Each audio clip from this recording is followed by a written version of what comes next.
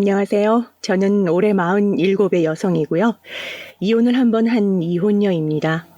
제가 시어머니와 남편의 횡포가 지긋지긋해서 참다 못해 이혼을 한 지도 벌써 10년이 넘었는데요.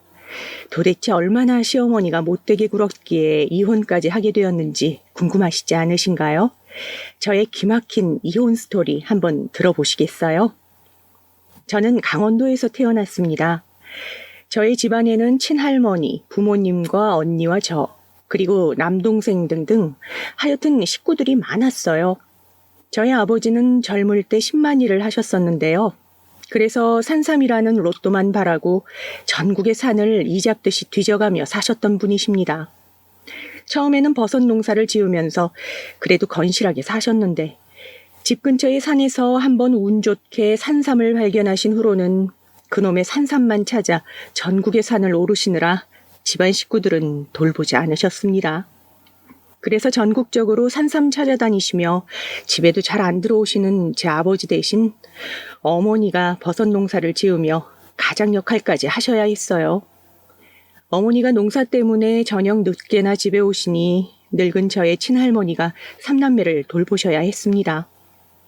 친할머니는 허리는 굽으셨지만 대체로 건강하신 편이어서 저희들이 어릴 적부터 집안일을 해주시면서 제가 고등학교 졸업할 때까지 사시다가 90세의 노환으로 편안하게 집에서 돌아가셨습니다.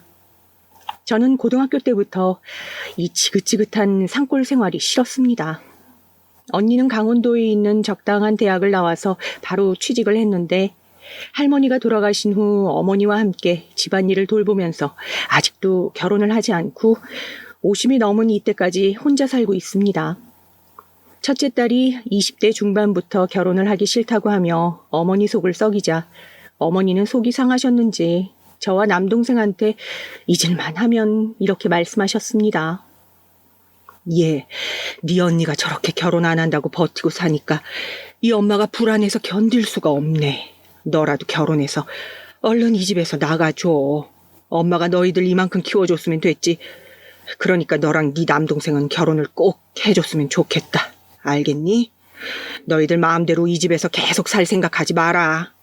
엄마도 이제 너희들 시집장가 보내놓고 좀 쉬고 싶으니까. 사실 저도 결혼에는 큰 관심이 없었기 때문에 어머니의 이런 압박이 듣기 싫지만 저는 둘째라 자라나면서부터 큰언니와 남동생에게 무엇이든 양보하며 뺏기고 사는 것이 익숙해서인지 수능적인 아이가 되었던 것 같습니다.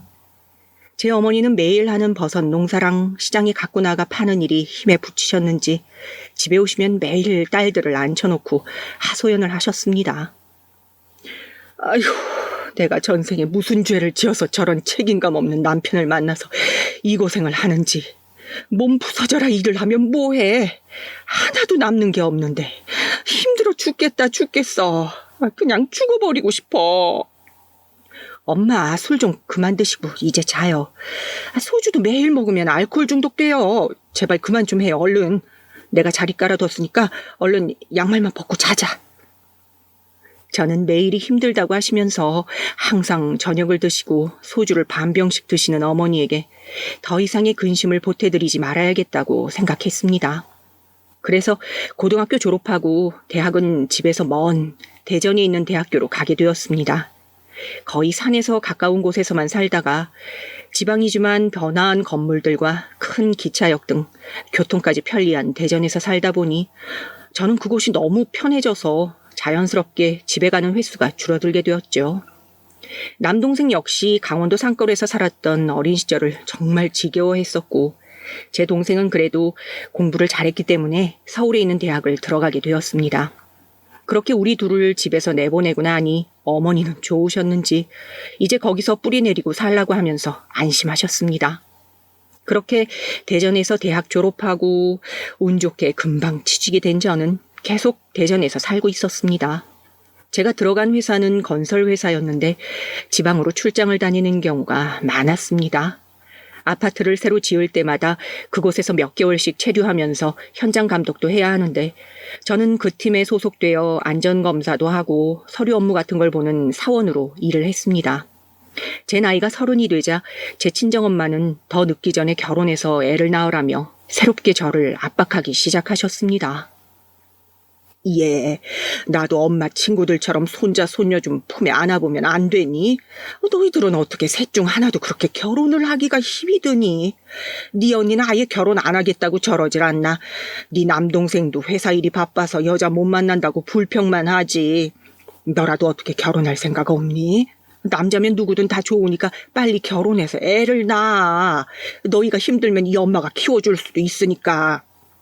엄마, 결혼은 제가 알아서 할 거예요. 그러니까 그렇게 보채지 마세요. 아니, 남자도 만날 시간이 있어야 만나죠. 때 되면 어련히 내가 결혼을 안 할까. 엄마가 계속 이러시면 내가 그 잔소리 지겨워서 더 결혼하기가 싫어질 수도 있어요. 그런 나날을 보내던 중 저는 거래처 사원이었던 남편을 만났습니다. 남편은 시멘트 공장에서 영업직으로 일하는 사람이었습니다. 키도 크고 몸집도 산만해서는 덩치에 어울리지 않게 귀여운 키링을 가지고 다니던 남편과의 인연은 남편이 그 키링을 제 책상 위에 깜빡 잊고 놔두고 갔던 게 계기가 되었습니다.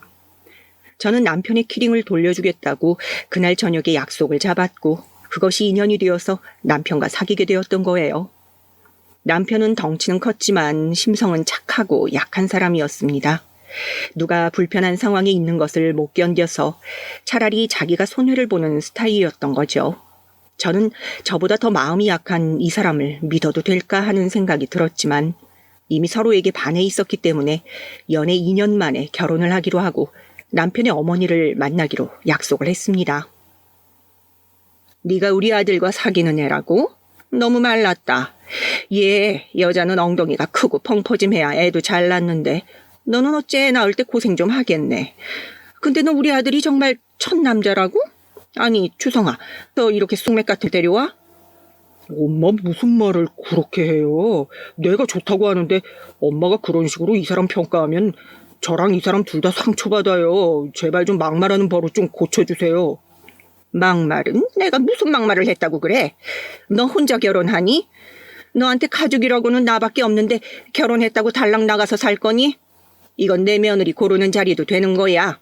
내가 내 며느리 좀 평가한다고 누가 뭐라고 할 건데. 그리고 다 떠나서 객관적으로 봐도 얘는 좀 아니라고. 너는 뭐가 좋아서 이런 비쩍 마른 애랑 결혼한다고 그러니? 예비 시어머니는 첫 만남에 껌을 질겅질겅 씹으면서 저의 외모에 대한 평가를 서슴없이 내뱉으셨습니다. 게다가 시어머니는 제가 강원도가 고향이라고 하니까 대놓고 얼굴을 찌푸리시며 싫은 티를 내시는 게 아니겠어요? 아이고, 그런 강원도 산골에서 뭐 보고 자란 게 있다고 이런 애를 며느리로 맞니? 얘 주성아, 너 진짜 이 결혼 꼭 해야겠어? 친정이 강원도에서 버섯 농사라니 거의 가난병이나 다름없는 거 아냐? 몰라요. 저 이 사람 아니면 결혼 안 할 거니까 엄마가 아무리 마음에 안 들어도 앞으로 그런 말 하지 마세요. 안 그래도 엄마랑 가까이서 살아야 하는 게 이 사람한테 얼마나 부담이 되겠어요. 그러니까 제발 좀 좋은 말만 해주세요. 저는 시어머니가 되실 분이 저에게 너무 막말을 하셔서 자존심이 상했지만 아무 대답도 하지 못했습니다. 시어머니 말이 완전히 틀린 것은 아니었으니까요. 저는 첫인상에 시어머니에 대한 기대를 접었지만 그래도 남편에 대한 애정만 바라보면서 그 사람과의 결혼을 강행했습니다. 한편 저의 친정어머니는 그저 제가 결혼한다는 사실 자체만 가지고 좋아하셨던 분이라 시어머니의 이런 더러운 인성에 대한 말씀은 한마디도 하지 않았습니다. 만약 그때 제 친정어머니가 이 결혼을 말려주었더라면 제가 이렇게 10년간 고생을 하지는 않았을 거라고 생각합니다. 신이야, 사돈집과 뒷가는 멀수록 좋다고 했으니 너는 별말 하지 말고 시어머니가 하라는 대로 해. 엄마는 그저 네가 아들, 딸 골고루 낳고 잘 살기만 바란다. 그리고 가끔 너희 집에 애기 보러 나올게. 엄마는 네 일에 간섭 안 한다. 알겠지? 저도 엄마에게 무슨 기대 같은 거 안 해요. 저 신혼살림 대전에서 시어머니 집 근처에서 살게 될 것 같아요. 엄마한테는 언니가 같이 있으니까 제가 신경 쓸 일은 없겠네요. 건강하세요, 엄마. 결혼 전날 다른 친구들의 말 들어보면 친정엄마랑 같이 지면서 밤새 노란노란 이야기를 나누었다고 하는데 제 어머니는 그런 잔정이 전혀 없는 분이셨어요. 서로 전화 한 통으로 식장에서 만나자고 이야기하고 끝냈죠. 결혼하자마자 저는 시댁 근처에서 살면서 시어머니의 시도 때도 없는 전화를 받아야 했습니다. 제 시어머니는 정말 잔소리 많고 돈을 좋아하는 사람이었죠. 남편은 결혼 전에 제 시어머니에게 생활비로 월급의 반을 떼어서 드렸다고 하더라고요. 시어머니는 제가 결혼할 당시 50대 후반이셨는데 벌써 아무 일도 안 하시고 아들에게만 의지해서 살려고 하셨습니다. 내가 네 남편을 어떻게 키웠는 줄 아니? 남의 집 파출부랑 식당 설거지 같은 더럽고 힘든 일을 하면서 얘를 대학까지 보냈어. 그러니까 난 지금 얘한테 당연히 받을 돈 받고 있는 거야. 알겠니? 결혼했다고 해서 네 남편이 나한테 주는 돈을 못 준다고 생각하지 마. 나는 죽을 때까지 내 아들한테 200만 원씩은 받아야 하니까. 아니, 제 시어머니도 정말 이상한 사람이지 않나요? 아들이 무슨 노령연금이나 되는 양 말씀을 하시더라고요. 게다가 연세도 60이나 넘으셨으면서 제가 말을 안 해요. 50대 나이에 아직도 사지 멀쩡하고 튼튼하신데도 불구하고 아들 등에 빨대 꽂고 사시려는 속셈이 너무 뻔히 보이는 것이었습니다. 하지만 제 남편도 부모님이 어릴 때 이혼하고 시어머니만 의지하면서 살아와서 그런지 저보고 좀 참아달라고 하면서도 시어머니에게 생활비를 200만 원씩 드리는 것은 계속 해야겠다고 하더군요. 여보, 내가 면목이 없어. 하지만 어머니는 나밖에 모르고 나를 위해서 남은 본인 인생을 희생으로 살아오신 분이야. 그래서 내가 돌봐드리지 않으면 혼자서 사는 게 힘드실 거야. 장모님은 처형이 같이 모시고 살고 있잖아. 나도 외아들이라 우리 어머니 모시고 살아야 해. 당신이 불편할까봐 같은 집에서 살지는 않지만 가까이서 돌봐드리는 건 당신이 좀 이해해줘. 이해하지. 하지만 우리들도 집도 사야 되고 앞으로 애라도 낳게 되면 돈 들 곳이 많을 텐데 그때도 어머니께 계속 200씩 드릴 수 있을지 그건 나도 자신이 없어. 당신이 앞으로 조금씩 어머니께 잘 말씀드려줘. 우리도 돈 모아야지. 알겠어. 내가 좀 더 일 많이 할게. 밤에 알바를 뛰더라도 내가 당신에게 어머니 생활비 달라고 하지는 않을 거야. 남편은 제가 좀 불편한 말투로 한 이야기가 마음에 들지 않았는지 더 이상 미안해하지 않더라고요. 그리고 당분간 아이는 갖지 말자고 말하더군요. 저는 아이를 안 낳으면 친정엄마에게 무슨 소리를 들을지 몰랐기 때문에 남편에게 정말 2년만 아기 안 갖는다. 그 후엔 애는 꼭 낳아야 한다고 남편을 설득했습니다. 남편은 알겠다고 하면서도 기분이 좋지는 않았던 것 같습니다. 저는 결혼을 하고 나서도 직장에서 새 아파트 건설 현장에 계속 출장을 다녀야 했습니다. 제가 없는 동안 남편은 혼자서 집안일을 하지 못해 시어머니 집에 가서 저녁밥을 얻어먹고 집에서는 잠만 잤다고 합니다. 그러니 당연하게도 시어머니는 한 달이면 15일은 집에 붙어 있지 않는 제 직업에 대해 불만을 표출하시기 시작했습니다. 아니, 네 와이프는 결혼했다면서 왜 그렇게 지방 출장이 잦은 거니? 이런 생활 할 거면 내가 굳이 너 장가 안 보냈지. 너랑 나랑 둘이 살 때랑 다른 게 뭐가 있어? 내가 바쁜 며느리 때문에 오히려 더 시집살이를 하는 것 같구나. 너 장가 보내고 나서 이제 좀 쉴만한가 했더니 이것 봐라. 김치 담는 날에도 출장 간다고 안 오고 이런 며느리는 없느니만 못한 거 아니니? 엄마, 사실 그 사람이 나보다 훨씬 더 잘 벌어. 그러니까 엄마가 좀 참아야 해요. 엄마 편하자고 우리 와이프 전업주부 만들면 내가 매달 200씩 드리는 거 엄마한테 못 줄 수도 있으니까 그냥 불평이 있더라도 그 사람한테는 아무 말 하지 마요. 행여 그 사람한테 뭐라고 했다가 우리 둘 다 길거리에 나앉을 수도 있다고요. 아니, 이 집은 내 건데 왜 우리가 길거리에 나앉아? 그건 그럴 만한 사정이 있어요. 그러니까 엄마는 와이프한테 불평불만 하지 말고 가만히 계세요. 안 그럼 진짜 큰일 나니까. 시어머니는 제 남편과 함께 김치를 담그면서 그렇게 제 흉을 보셨나 봅니다. 나중에 남편하고 이혼할 때 시어머니가 그런 것까지 시시콜콜 다 이야기를 하더라고요. 정말 그 사람의 바닥까지 보았죠. 어쨌든 결혼 초에는 서로 합의된 대로 남편은 시어머니 생활비를 대주고 저는 대신 시댁의 행사 같은 것에 불려가지 않고 그렇게 균형을 이루면서 살고 있었습니다. 그렇게 결혼 후 2년이 지나고 저는 남편과의 사이에서 아기를 가지려고 시도를 하기 시작했습니다. 슬슬 또 친정엄마가 저에게 아기는 언제 낳느냐, 엄마의 친구들 얘기를 하면서 그분들이 손자 손녀 자랑을 하면 그게 그렇게 부럽다는 것 때문이었습니다. 하지만 남편과의 사이에서 아기는 생기지 않았습니다. 정말 이상한 일이죠. 따로 피임을 하려고 노력을 하지도 않는데 그렇게 안 생기다뇨. 결혼 후 4년이 지나자 저는 남편에게 우리 둘 중에 누구한테 문제가 있는 것 같으니 함께 산부인과와 비뇨기과에 가보자고 말을 했습니다. 아무리 피임을 안 하고 노력해도 아기가 생기지 않는 상황이 되자 저도 슬슬 조바심이 나는 것이었습니다. 그러나 남편은 처음부터 따로 병원에 가자고 하더라고요. 난 어차피 비뇨기과 가야 하니 따로 가서 검사 받아보자. 그리고 집에 와서 결과지만 서로 교환하면 되잖아. 안 그래? 그런 데는 혼자 가는 사람이 없잖아. 나 산부인과 무서운데. 당신과 같이 가주면 안 돼? 나이도 적지도 않은 사람이 뭘 그런 데를 혼자 못 가. 어차피 애 생겨도 매달 같이 산부인과 다녀주고 그런 거 난 못해. 그러니까 산부인과 당신 혼자 다녀와. 나도 당신하고 같이 비뇨기과 가는 건 불편하니까. 남편의 말에 저는 적지 않게 자존심이 상했지만 어쩔 수 없었습니다. 다른 사람들 눈은 무서워하고 신경 쓰면서 제 말은 그렇게 안 들어주는 남편이 좀 밉기도 했었습니다. 저는 할 수 없이 혼자서 산부인과에 가서 검사를 받았습니다. 그런데 그 검사 결과가 저에게는 충격적이었습니다. 의사는 제 자궁에 근종이 있다며 바로 수술을 해야 한다고 하는 것이 아니겠어요? 저는 하늘이 노래지는 것 같았습니다. 이제 34세 나이에 자궁 근종이라뇨. 사실 생리 때마다 정말 아프기는 했거든요. 하지만 설마 제가 그런 쪽에 병이 있을 거라고는 생각도 못했었기 때문에 검사의 필요성을 느끼지 못한 게 사실이었습니다. 환자분 수술 안 하면 아기 못 가져요. 혹이 난소기를 막고 있어서 난자가 제대로 내려오지 못하고 있었습니다. 쉬운 수술은 아니지만 한번 해봅시다. 저는 가벼운 마음으로 갔었던 산부인과에서 수술 이야기가 나오니 겁이 덜컥 났습니다.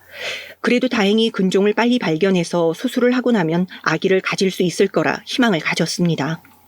검진 후 일주일 내에 수술 예약을 잡았고 수술을 하고 2, 3일 동안 입원을 해야 했습니다.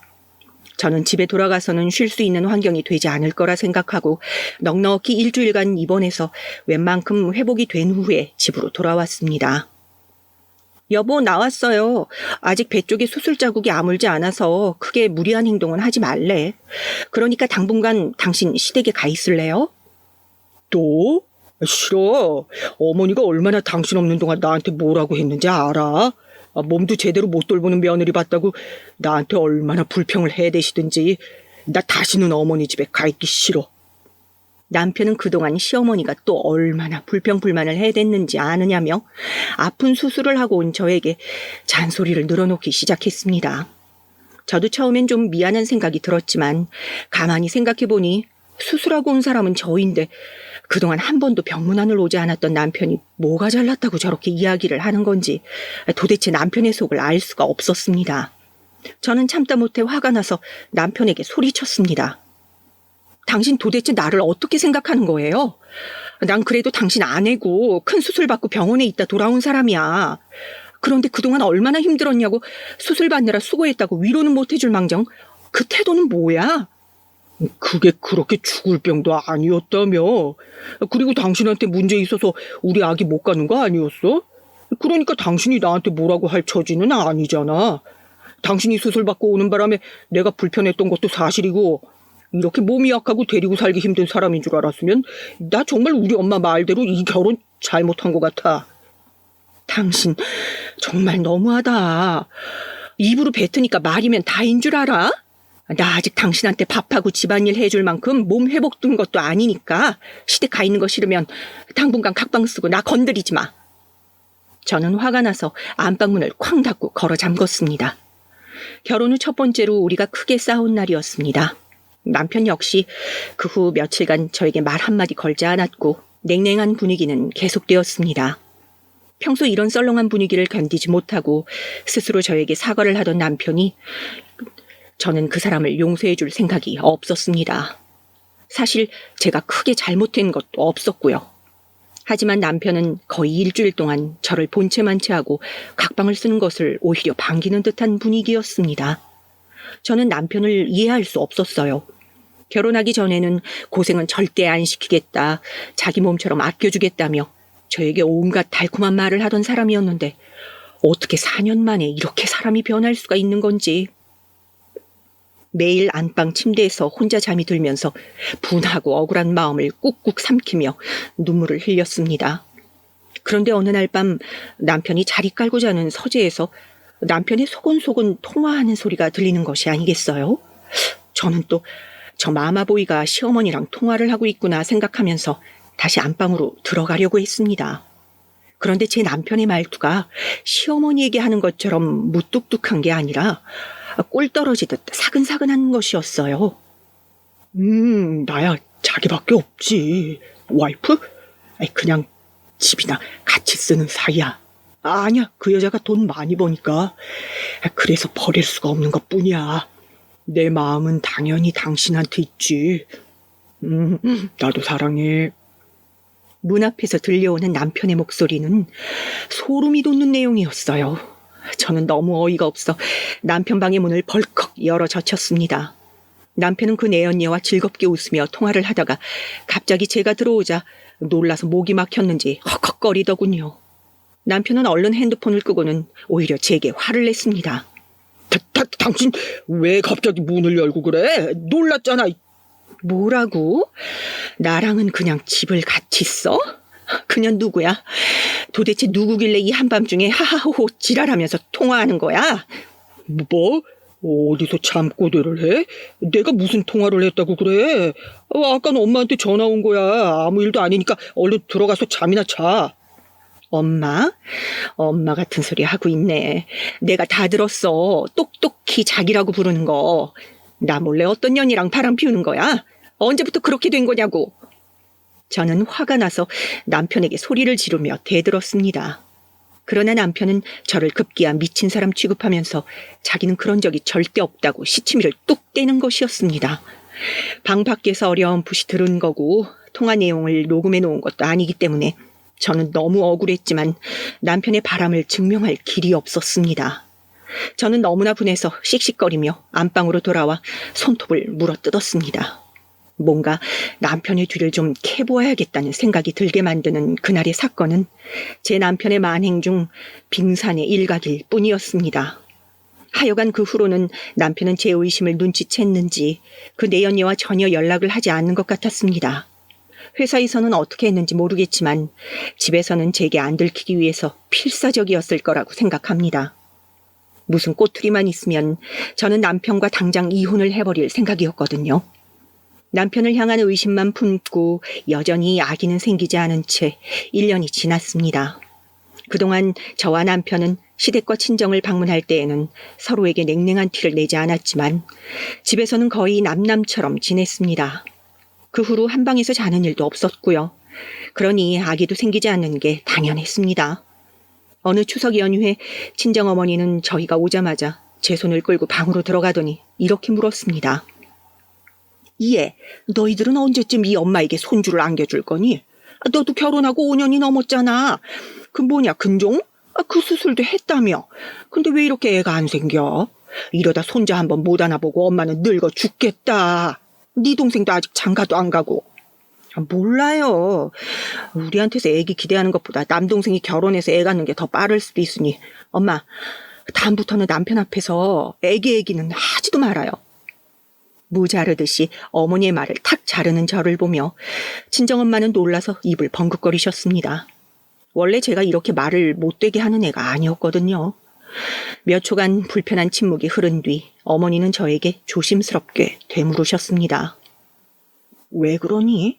너희들 싸웠니? 그러니까 묻지 말라고요. 남편하고는 말도 하기 싫으니까. 다음에 또 명절에 손주 타령하면 저 엄마랑 영 끊을 거니까 그렇게 아세요. 친정엄마는 제 가시돋친 말투에 놀라셨는지 더 이상 손주 타령을 하지는 않았습니다. 진작 이렇게 강수를 둘 것을 그랬다는 후회가 들도록 말이죠. 그 후에 저와 남편의 결혼 생활은 거의 파탄이나 다름없었습니다. 남편은 제가 출장에서 돌아온 다음 날부터 꼭 일주일씩 집을 비웠습니다.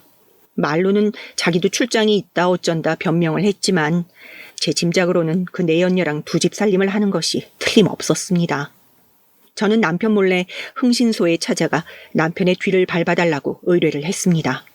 요즘엔 불륜 커플들이 하도 많아서 흥신소가 먹고 산다고 할 정도로 고객들이 많더라고요. 흥신소 직원은 한 달에 일주일 정도 남편이 집에 들어오지 않는다고 하니 이런 경우 바람을 피우는 게 거의 100%라면서 말했습니다. 사모님, 혹시 사진이나 대화 녹음, 집안에 CCTV 설치 이런 것도 원하세요? 남편분 안 계실 때 제가 서재에 설치해 드릴게요. 그래요. 그 인간이 딴짓거리 하는 증거만 잡을 수 있으면 뭐든 할게요. 착수금으로 100만 원은 주셔야 합니다. 네, 달라는 대로 드릴 테니 그 인간 꼬투리만 잡아주세요. 그러면 보너스로 더 드릴게요. 자신 있게 자기만 믿으라는 흥신소 직원을 뒤로 하고 저는 그곳을 나왔습니다. 그 사람 말대로 서재에 CCTV 설치도 동의했습니다. 그리고 집에 오니 시어머니가 집 앞에 서 있었습니다. 저는 시어머니의 얼굴도 보기 싫었지만 아직 노골적으로 싫은 티를 낼 수 없어서 어머니에게 무뚝뚝하게 인사를 했습니다. 아, 잘 지내셨어요? 근데 무슨 일이세요? 아니, 시어머니가 왔는데 집 안에 안 들여보내줄 거니? 너는 무슨 시어머니를 집 밖에다 세워둬? 그리고 토요일인데 집 비워놓고 어디 갔다 오니? 그냥 친구 좀 만났어요. 어쩔 수 없이 저는 시어머니를 집안에 들였습니다. 그리고 커피를 만들어 어머니 앞에 놓고 무심한 어조로 물었습니다. 그런데 연락도 없이 웬일이세요? 남편은 출장 간다고 갔는데요. 사실 걔 출장 간 거 아니야. 내 아들이 그러는데 너 말고 좋아하는 여자가 생겼다더라. 그러니까 넌 이만 우리 아들이랑 헤어져줘. 뭐라고요? 그게 갑자기 무슨 말씀이세요? 저는 지난 1년 동안 의심하기만 했던 사실이 시어머니의 말로 나오자 경악하며 물었습니다. 시어머니는 뻔뻔하게도 눈 하나 깜짝하지 않고 무서운 사실을 본인 입으로 술술 말을 하는 것이었습니다. 내 말 못 알아먹어? 내 아들이 마음이 약해서 제 입으로는 도저히 말 못하겠는지 어제 나한테 부탁을 하더라고. 새 여자가 생겼는데 너보다 훨씬 능력 있고 더 예쁜 여자라서 그만 너랑 헤어지고 싶단다. 그런데 아들이 지금 사귄다는 여자 스펙을 들어보니까 내 생각에도 너보다 내 며느리로 훨씬 낫겠더라고. 그 여자가 변호사인데 너보다 더 쭉쭉빵빵한 게 애도 잘나게 생겼더라. 친정도 강남 100억대 부자래. 너는 친정도 가난한 강원도 산골이고 처음부터 내 마음에 차지도 않았어.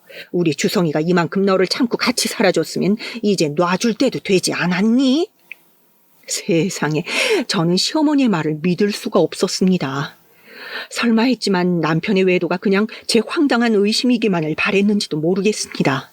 그러나 제가 걱정했던 일이 눈앞에 사실로 떠오르자 그 자리에서 제정신으로 있을 수가 없었습니다. 갑자기 눈앞이 아득해지며 저는 소파에 쓰러져서 잠깐 정신을 잃은 것 같았습니다. 그러나 시어머니는 그런 저를 본체만 취하고 눈을 감고 신음하고 있는 저에게 매몰차게 말했습니다. 난 전할 말 다 전했다. 주성이가 2달 안에 새 장가를 들고 싶다고 하니까 빠른 시일 내로 내 아들이랑 헤어져. 그 변호사 며느리가 곧 우리 집에 인사 올 예정이니 너는 그 전까지 짐 싸서 얼른 이 집에서 나가. 시어머니는 그렇게 자기 할 말만 다 하고 문을 쾅 닫고 나갔습니다. 저는 직접 말할 용기가 없다고 시어머니를 시켜서 저와 헤어지고 싶다고 전달을 한 남편의 찌질함에 놀라고 아들이 시킨다고 그 사실을 전달하러 오는 시어머니에게도 놀랐습니다. 어머니와 처음 만났을 때부터 저와는 맞지 않는 무례한 사람이었으니 그럴지도 모른다고 생각은 했지만 남편의 배신은 새삼 저를 분하고 서글픈 마음이 들게 하더라고요. 연애 초기에는 서로 얼마나 좋아했는데 사람이 7년 만에 저렇게 변할 수가 있는 건지 모르겠어요. 제가 뭘 크게 잘못한 것도 아닌데 저와 그 사람은 이미 돌아올 수 없는 강을 건넌 사이가 된 것 같았습니다. 저는 흥신소에 전화를 해서 집안에 CCTV를 얼른 설치해달라고 부탁을 했습니다. CCTV를 설치하고 난 후에는 남편이 집에 돌아오자 다시 건설 현장으로 출장을 가는 척 집을 싸서 집을 나왔습니다. 여보, 나 출장 다녀올게. 갑자기 소장님이 오늘부터 오라고 전화를 해서 말이야. 이번에도 일주일쯤 걸릴 거야. 잘 다녀와. 남편은 무심한 척 저를 쳐다보지도 않고 보내더라고요. 그러고 나서 기다렸다는 듯이 금방 어딘가로 전화를 하는 것이었습니다. 저는 사실 출장 간다면서 나가서는 제 차에 숨어서 집 근처에서 거실과 서재에 설치된 CCTV를 태블릿으로 연결해 보고 있었습니다. 언제든 꼬투리만 잡히면 그 연놈들을 고소해서 이대로 순순히 헤어져 주지 않을 거라고 다짐을 했습니다. 제가 고통받은 기간 동안 저를 배신한 남편과 그년도 고통받아야 공평한 게 아니겠습니까? 자기야, 드디어 와이프 지방으로 출장 갔어. 나 당신 보고 싶어. 얼른 집으로 와. 남편이 그 여자와 통화하는 소리가 들리더니 곧 집 앞으로 택시 한 대가 섰습니다. 그 택시에서 내리는 여자는 분하지만 저보다 키도 크고 쭉쭉 빵빵한 여자였습니다. 그런데 그 여자는 집 안으로 바로 들어가지 않고 누군가에게 전화를 하는 듯 하더니 그 상대와 한참 통화를 하고 나서야 현관 앞에서 열심히 화장을 고치고 나서야 벨을 누르는 것이었습니다. 저희 집이 앞마당이 조금 있는 아파트 1층이었거든요. 커튼을 치지 않으면 거실이 다 보이는 구조였어요. 저는 그 여자가 집 안에 들어가자 얼른 차에서 내려 베란다 밖으로 다가가 그 두 사람이 뭘 하는지 몰래 지켜보기 시작했습니다. 남편은 그년이 현관을 들어서자마자 급하게 손을 끌고 안방으로 들어가더니 제가 자던 침대에서 차마 눈뜨고 못 볼 더러운 짓을 벌이기 시작했습니다. 남편의 뻔뻔하고 더러운 행동에 저는 분노로 치를 떨면서 차로 돌아왔습니다.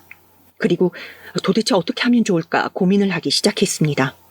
이대로 흥신소에서 준 증거들을 모아서 변호사를 찾아가 이혼 소장을 접수할까 생각하다가 저는 저 둘한테 얼굴을 못 들 정도로 창피를 한번 주어야겠다고 결심을 하게 되었습니다.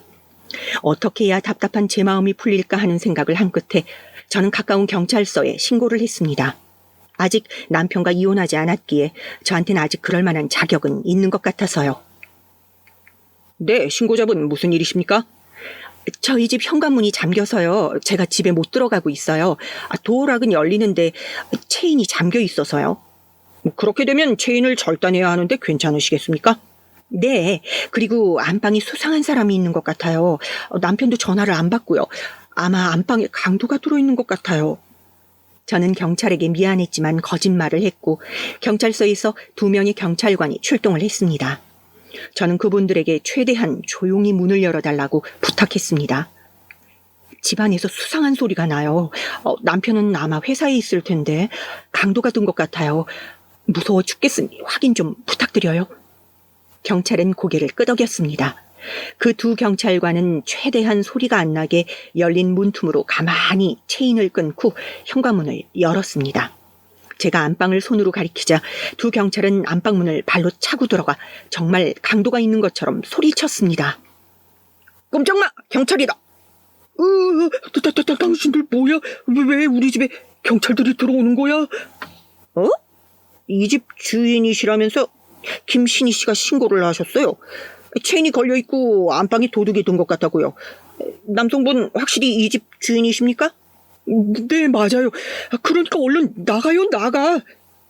남편은 벼락같이 출동한 경찰들을 보고 한참 그년과 붙어 뒹굴던 그대로 굳어버렸습니다. 상간녀 역시 당황했는지 남편을 밀어내고 몸을 이불로 가리며 소리를 깍깍 지르기 시작했습니다. 집안은 순식간에 아수라장이 되었습니다. 그 틈을 타서 저는 안방에서 돌아가고 있던 소형 카메라를 몰래 수거해서 집을 나와 차를 타고 도망을 갔습니다. 경찰들이 뒤늦게 저를 부르며 달려왔지만 저 역시 여기서 잡히면 큰일이다 싶어서 그 증거를 가지고 곧바로 흥신소를 찾아갔습니다. 이야, 사모님 간도 크시네요. 남편분이랑 그 여자 혼 좀 났겠는데요. 그런데 남편분이랑 바람 피우는 그 여자 정체가 아무래도 꽃뱀 같아요. 작년부터 슬금슬금 남편분이 그 여자한테 엄청 큰 돈도 주고 지금 사는 아파트 전세금 담보로 대출도 받으신 것 같은데요. 그 사실 아셨어요? 그 얘기 자세히 좀 해주세요. 그런 일이 있었으면 저한테 말씀을 하셨어야죠. 흥신소 사장이 그 말을 듣자 저는 깜깜했던 눈앞에 빛이 조금 튀는 것 같았습니다. 남편 역시 저를 버리고 다른 년한테 갔으니 절대 그 여자가 꽃뱀 사기꾼이란 사실을 곱게 알려주고 싶지는 않았습니다. 행여나 남편이 그년한테 속아서 빈 껍데기가 되더라도 저는 눈 하나 깜짝 안 할 거예요. 나를 속이고 바람을 피웠으니 너도 엿 좀 먹어봐라 하는 마음이었던 것 같습니다. 저는 이 동영상을 바로 시어머니의 카톡으로 보냈습니다. 남편과 그년이 대낮에 바람 피우고 있는 동영상은 시어머니에게 그다지 감흥이 없었겠지만 곧 안방으로 경찰들이 들이닥치는 장면을 봤는지 시어머니는 저한테 전화를 해서 고래고래 소리를 질렀습니다. 이년아, 네가 뭔데 우리 아들한테 이렇게 망신을 줘? 아니 그리고 너 같은 년하고 이혼하자마자 내 아들은 변호사 며느리랑 바로 결혼할 건데 그 전에 둘이 잠자리 좀 했다고 그게 뭐가 어때서? 내가 이런 걸로 눈 하나 깜짝할 것 같아? 그렇지. 나도 당신이 그런 걸로 놀랄 것 같지는 않았어. 그런데 당신이 변호사라고 굳게 믿고 있는 그 여자 사실은 변호사도 뭣도 아니야. 그건 까맣게 모르고 있겠지? 당신도 그 바보 아들도? 뭐? 변호사가 아니면 뭐야? 우리 새 며느리가 나한테 한 달 생활비로 500만 원 준다고 약속했는데 너 괜히 빈몸으로 쫓겨날 것이 억울하니까 나한테 구라치는 거니? 내가 니년의 뻔뻔한 거짓말에 속아 넘어갈 줄 알았어? 당신도 그 남자도 다 속고 있는 거야. 나한테가 아니고 그 술집년한테. 사실 그년 정체는 10%의 꽃뱀이야. 그리고 당신이 그년한테 받기로 했다는 그 500만 원 생활비? 그거 당신 아들이 대출받아서 그년한테 준다고 약속한 거야. 당신 그 변호사 새 며느리가 벌어다 주는 게 아니고 지금 살고 있는 집 전세금 담보로 대출받은 거거든. 그 말을 끝으로 저는 시어머니에게 동영상 하나를 더 보냈습니다. 거기에는 그 꽃뱀이 아까 집 현관문 앞에서 그녀의 패거리로 보이는 남자와 통화한 내용이 담겨 있었습니다. 아이, 걱정 마, 오빠. 그 자식 내가 얼마나 공들여 작업치고 있는데 완전히나 잘 나가는 변호사로 믿고 있다니까? 그 남자 본부인 자리 꽤 차면 한 달 내로 한탕 크게 사기쳐서 오빠랑 해외로 뜰 거니까 조금만 기다려, 오빠. 처음에 현관 위쪽 CCTV에서 연결된 이 동영상을 보고 얼마나 놀랐는지 모르겠습니다. 그 인간 역시 저 뱀 같은 여자에게 속았다는 사실을 알면 뭐라고 할까요? 저는 이 사실을 말해줄까 하다가 곧 마음을 고쳐먹었습니다. 남편이 나를 버리는 죗값을 받는다고 생각하기로 했으니까요. 저는 이미 마음에서 남편과의 이혼을 굳게 결심하고 있었습니다. 이런 더러운 인간들은 끼리끼리 살게 놔두고 저는 이 지옥 같은 판에서 최대한 빨리 도망쳐야겠다고 결심했습니다. 당신들, 나 이 증거들 모두 들고 이혼 전문 변호사 만날 거야. 한 달 내로 당신 그 잘난 아들은 이혼 소송이랑 유책 배우자로 손해배상 청구 소송 다 받을 거야.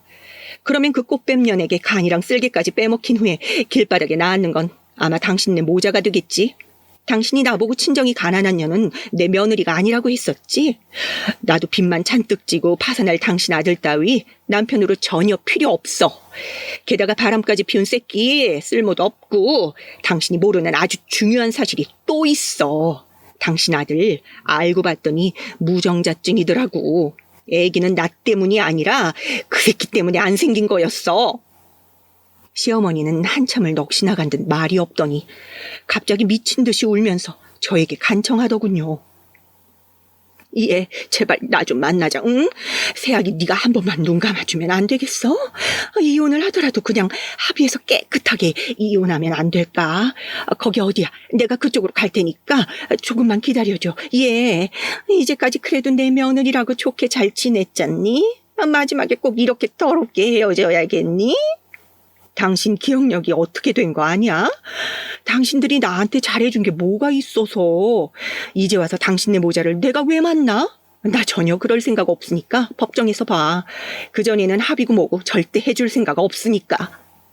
저는 그 말을 끝으로 시어머니의 전화를 끊어버렸고 계속해서 울리는 시어머니의 전화를 무시했습니다. 그랬더니 얼마 지나지 않아서 남편에게 전화가 왔습니다. 저는 남편도 아예 차단을 해버릴까 하다가 마지막으로 그놈이 무슨 소리를 짓거리는지 들어보기라도 하자는 생각에 전화를 받았습니다. 야, 너 미쳤어? 왜 우리 집에 경찰들은 부르고 난리야? 너 때문에 내가 얼마나 동네에서 창피를 당했는지 알기나 해? 이젠 남사스러워서 이 아파트에서 못 살게 생겼어. 아직 모르나 본데 너 이제 그 아파트에서 살 수도 없어. 곧 사기죄로 감옥 갈 거니까. 그리고 네 상간녀도 같이 가게 될걸? 깜빵 안에서 그 못다한 더러운 짓거리 다시 해보든가. 뭐라고? 내가 왜 감옥을 가? 무슨 잘못이 있어서? 너나 공무집행 방해죄로 유치장에 들어갈걸? 왜 허위 신고를 하고 지랄인데? 좋은 거 하나 알려줄까? 네 옆에서 알랑방귀 끼는 그 상간녀 사실 꽃뱀이야. 너 걔한테 돈 얼마나 줬니? 그 돈이 얼마가 됐건 다 그년한테 속아서 떼인 거야. 조금이라도 찾을 생각 있으면 네 상간녀 빨리 경찰에 신고나 해. 내가 그동안 너랑 살았던 정으로 그년 정체 알려주는 거니까 명심해. 내가 네 말을 어떻게 믿어? 내 새애인 변호사야. 꽃뱀이라니 무슨 말 같지도 않은 소리를 하고 있어. 헛소리 집어치우고 나도 너 이혼 소송 걸 거니까 그런 줄 알아? 남편은 아직도 제가 거짓말을 한다고 생각했는지 제 말을 믿지 않고 화를 내면서 전화를 끊어버렸습니다. 차라리 잘 된 건지도 모르겠어요. 제 남편 같은 모자란 인간은 악랄한 사기꾼 꽃뱀한테 돈을 더 뜯기고 끝까지 잡아먹혀 봐야 정신을 차릴 테니까요. 저는 다음날 바로 강남에 있는 유명한 로펌에서 변호사를 만나 그동안 제가 받은 부당한 대우들을 다 털어놓고 최대한 많은 위자료를 청구해달라고 말했습니다. 변호사 역시 제가 당한 일들을 듣더니 남편이 유책 배우자이기 때문에 집 전세금이나 남편의 차도 압류할 수 있고 상간녀에게도 사기죄 등 위자료 청구 소송을 걸 수 있다고 하더라고요. 저는 그 두 사람을 형사 고발하고 민사상으로도 손해배상 청구하기로 했습니다. 변호사 면담 후에 저는 제 상사인 현장 소장님에게 전화를 걸었습니다. 아무래도 이혼 소송 중에는 지방에 출장을 가기가 힘들 것 같아서였습니다. 소장님, 제가 신변에 잡다한 일들이 있어요. 남편하고도 이혼해야 될 처지에 놓이게 되었습니다. 말씀드리기 죄송한 말이지만 한 달 정도 무급 휴가를 신청하면 안 될까요? 신변 정리되고 나면 다시 회사에 나가겠습니다. 그동안 제가 회사에는 하나도 심란했던 티를 내지 않아서인지 소장님은 적잖게 놀란 눈치였습니다. 한참 동안 아무 말도 안 하고 소화기를 들고만 계시던 소장님이 애써 밝은 목소리로 저에게 위로를 해주셨습니다. 아니 어쩌다 그런 일을 당하게 됐어. 나는 신희 씨가 얼른 돌아와서 예전처럼 같이 일했으면 좋겠네. 자네처럼 손발 잘 맞는 직원은 다시 구하기 힘들 것 같으니까. 이혼이라고 했나? 내가 자세한 사정을 몰라 뭐라고 말하기가 힘들지만 어떻게 보면 전화위복이 될 수도 있는 일이야. 너무 낙심하지 말고 마음 잘 추스르고 돌아와. 무급 휴가는 무슨, 내 병가로 처리해 줄게. 한 달 동안 유급으로 쉬어. 그리고 꼭 돌아와야 하네. 다른 사람 안 뽑고 기다릴 테니까. 네, 아무것도 묻지 않아주셔서 감사합니다. 굵직한 것들만 다 정리되면 꼭 다시 출근하겠습니다. 제 편히 봐주셔서 감사합니다.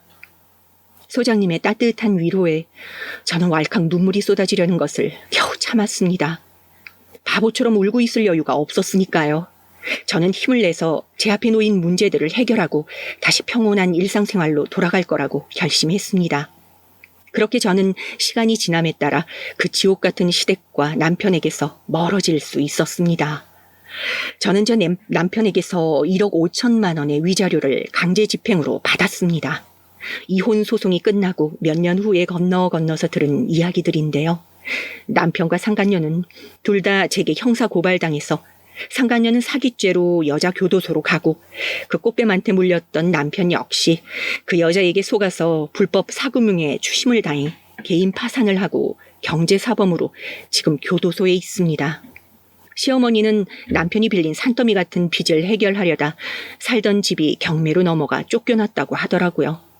지금은 남의 집 가정부 일이나 식당 설거지를 하며 숙식을 모텔에서 해결하고 있다고 하더군요.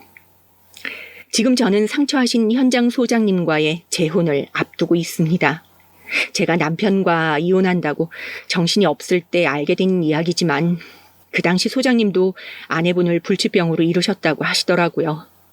이혼을 마무리 짓고 나서 소장님과 서로 배우자를 잃은 상처를 보듬어 주다 보니까 자연스럽게 사귀게 되었거든요.